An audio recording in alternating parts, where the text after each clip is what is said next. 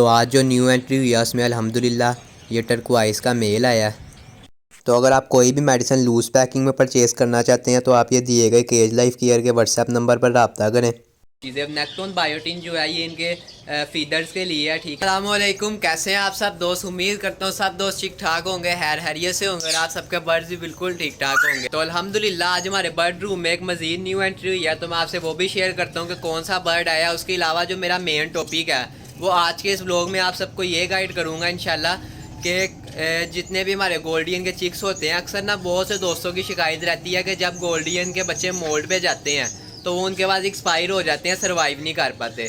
तो मेरे पास अल्हम्दुलिल्लाह कुछ चिक्स जो हैं वो मोल्ड कर रहे हैं, रेड आइज गोल्डियन के और ब्लू गोल्डियन स्प्लिट के अल्हम्दुलिल्लाह।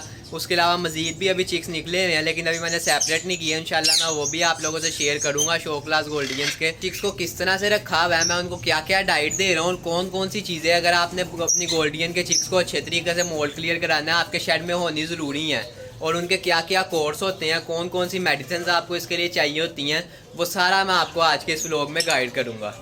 तो आज जिस बर्ड की न्यू एंट्री हुई है वो अल्हम्दुलिल्लाह ग्रास पैराकिट की फ़ैमिली में से ही है। ये ग्रे ग्रीन टर्कुआइस का मेल है। तो अभी मेल हमें रिसीव हो चुका है अल्हम्दुलिल्लाह। इसकी फ़ीमेल भी इंशाल्लाह जो है वो मंगवा लेंगे हम। तो मैं नेक्स्ट व्लॉग में वो भी आपसे शेयर करूँगा कि मैं इसके साथ फ़ीमेल कौन सी लगा रहा हूँ। तो सबसे पहले तो इसको जो है इस बॉक्स से बाहर निकालते हैं। और माशाल्लाह से इंतहाई खूबसूरत बर्ड है। ग्रास पैराकिट की जो खूबसूरती है ना, गोल्डियन के बाद अगर मुझे कोई बर्ड पसंद है ना तो वो ग्रास पैराकिट है। माशाल्लाह बहुत ही जो है ये खूबसूरत बर्ड है। इसके कलर्स वगैरह और जो अलग अलग कलर इसमें होते हैं, फिर इसके लिए सबसे पहले तो हमें अभी केज खाली करना है। ठीक है, मैं सोच रहा हूँ कि जो सबसे नीचे वाला केज है इसमें से ये कॉकटेल का पेयर निकाल के इस मेल को यहाँ छोड़ देते हैं। अच्छा, तो दोस्तों अब यहाँ पर देखें माशाल्लाह से यहाँ पे कुछ इनो गोल्डियन के चिक्स हैं। ठीक है, रेड आइज गोल्डियन के, उसके अलावा कुछ ब्लू स्प्लिट के चिक्स हैं। ये सब जो है वो रेगुलर साइज़ के चिक्स हैं। ठीक है, इसमें कोई स्पेनिश या एग्जीबिशन वगैरह नहीं है, फिर भी अल्हम्दुलिल्लाह काफ़ी अच्छे साइज़ इसमें जो है ना ये चिक्स तैयार हो रहे हैं। तो अब इसमें मैं आपको बताता हूँ कि देखें मैंने कहाँ कहाँ पे जो है ना इनको क्या चीज़ें लगाई हुई हैं। सबसे पहले तो ये मैंने इनको जो है मैं आपको दिखाता हूँ, एक हीट बल्ब लगाया हुआ है मैंने 50 वोल्ट वाला। ठीक है, इस तरीके से आपने कोशिश करनी है कि केज के बाहर जो है एक हीट बल्ब इनको लगा देना है, और केज के अंदर कभी भी नहीं हीट बल्ब लगाना। और मेरी नज़र में हमें वो जो कलर वाला हीट बल्ब आता है वो जिसमें येलो कलर की लाइट होती है, उसकी जगह ये हीट बल्ब जो है ना नेचर कैट फूड मैंने यहाँ पर लटकाया हुआ है। ठीक है, उसके अलावा सामने जो है वो मैंने कनेरी सीड, नाइजर सीड और उसमें एक दो और चीज़ें मिक्स करके ये पोर्ट में मैंने लटकाई हुई है, इनको स्टिक के बिल्कुल पास। एक बात याद रखिएगा, जहाँ पर चिक्स आपने छोड़ने हैं वहाँ पर 2-3 जगह पे दाना लगाना है। ठीक है, क्योंकि जो हमने अभी रिसेंटली पेरेंट्स से सेपरेट किए होते हैं वो कई बच्चे ये आगे दूसरे बच्चों को मारते हैं और कुछ वैसे ही स्ट्रेस में जाकर दाना नहीं खाते नई जगह देख के, तो इस वजह से भी चिक्स एक्सपायर हो जाते हैं। ये सामने वाले पोर्ट में जो है वो ग्रिट लटकी हुई है इनको। ठीक है, तो अभी ग्रिट भी इनकी ख़त्म हुई हुई है। ग्रिट इनको इंशाल्लाह मैं रिफिल कर दूंगा, दोबारा से जो है वो डालने वाली हुई है। ग्रिड मैंने पहले पूरा इनका पोर्ट भरा था, ये खा गए हैं सारी ग्रिड। अच्छा, उसके अलावा अब आप लोग जानते हैं कि मेरे जितने भी ये दाने वाले पोर्ट हैं ये सारे इस तरीके से मेरे केजिस के बाहर लगे हुए हैं। ठीक है, लेकिन जब आपने चिक्स अलग करने हैं पेरेंट्स से तो आपने उनको स्टिक के बिल्कुल पास दाना लगाना है और 2-3 जगह पे लगाना है। ठीक है, ये चिक्स अब माशाल्लाह बड़े हो चुके हैं, मोल्ड पे जा चुके हैं, तो इनका जो मुश्किल टाइम था वो गुजर चुका है, इसलिए मैंने इनको यहाँ पर जो है वो दाना लगाया हुआ है।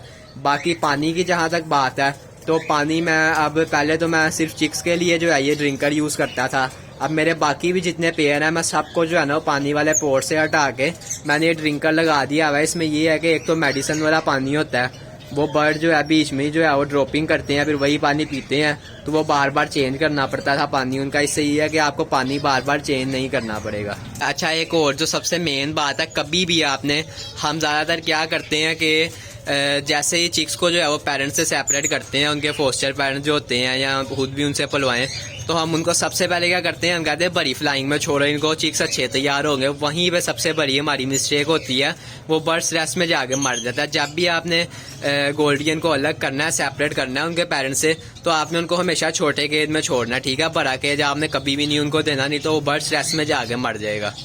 अगर कोई दोस्त इन बर्ड्स के लिए मेडिसिन लूज़ पैकिंग में परचेज़ करना चाहते हैं तो मैं यहाँ पर एक व्हाट्सएप नंबर शेयर कर रहा हूँ केज लाइफ केयर का, आप वहाँ से ऑर्डर करके इनके लिए कोई भी मेडिसिन लूज़ पैकिंग में मंगवा सकते हैं। दोस्तों अब अगर इनकी मेडिसिन की हम बात करें तो मेडिसिन में जो है आपने मैं इनको ग्रिट लाजमी यूज़ करवाता हूँ, ठीक है, जो चिक्स मोल्ड पे होते हैं। लेकिन सबसे पहले जो मैं करता हूँ, जैसे ही मैं पेरेंट्स से जो है इनको सेपरेट करता हूँ बेंगलाई से गोल्डियन के चिक्स को, तो मैं क्या करता हूँ कि इनको छोटे केज में छोड़ने के बाद दाना वगैरह जिस तरह से आपको बताया, इनको लगाने के बाद मैं सबसे पहले इनको कोर्स करवाता हूँ रोनीवीट एस का।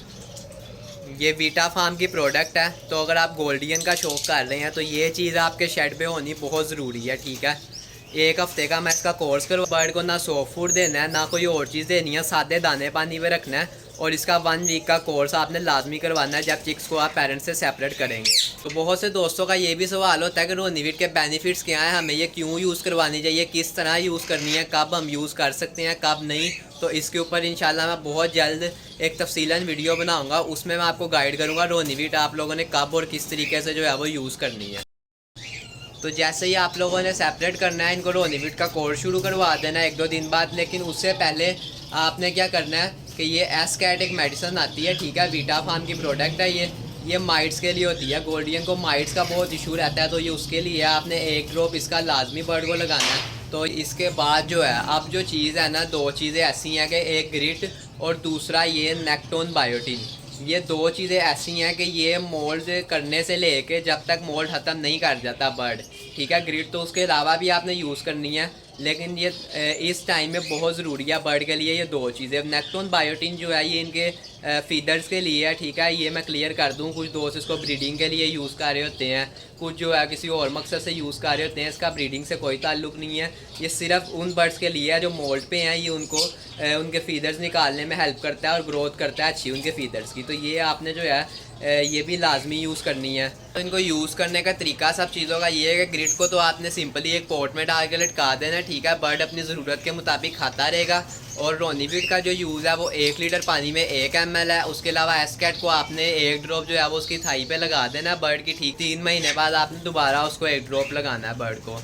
और जो है जहाँ तक नेक्टोन बायोटिन की बात है तो वो 1 लीटर पानी में जो है वो 4 ग्राम यूज़ होती है। तो उम्मीद करता हूँ आप सब दोस्तों को मेरी आज की वीडियो पसंद आई होगी। मेरे चैनल को सब्सक्राइब ज़रूर कीजिएगा, अपने दोस्तों के साथ वीडियो को शेयर करें। मिलते हैं इंशाल्लाह नेक्स्ट वीडियो में, तब तक के लिए अल्लाह हाफिज़।